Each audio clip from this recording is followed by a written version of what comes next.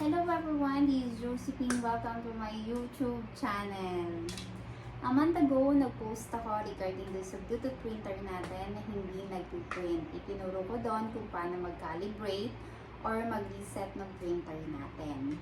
And ngayon, meron tayong mga nagko-comment na up to now, hindi pa rin daw nag-print yung printer nila.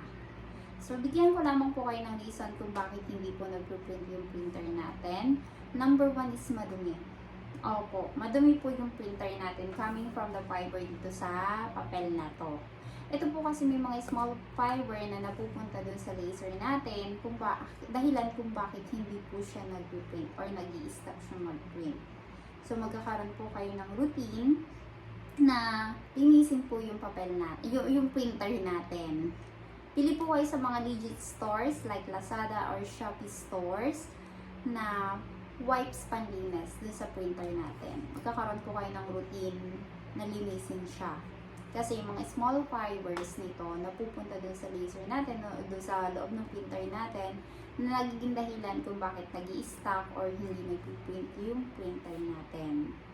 Number 2 reason po is baka po nakatupi yung printer, yung papel natin.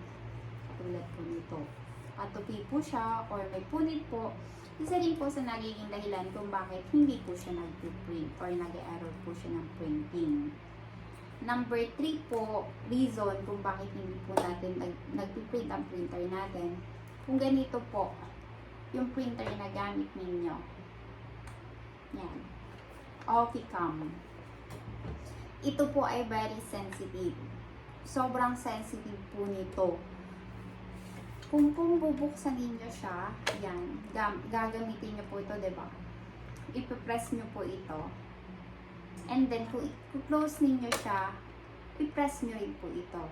Kasi, possible po na nagka-crack or nagka-crash yung nasa loob niya, na dahilan din kung bakit nag-i-stop na siyang mag-print. Ito po ay very sensitive po. Yan. So, kung hindi pa rin po nag-print yung printer ninyo, punta na po kayo sa malapit na repair shop. Ipa-repair nyo na po siya para hindi po maabala yung mga negosyo natin na kinakailangan ng Wavell printer na to. Yun lamang po at maraming salamat. Sana nakatulong. Thank you. God bless.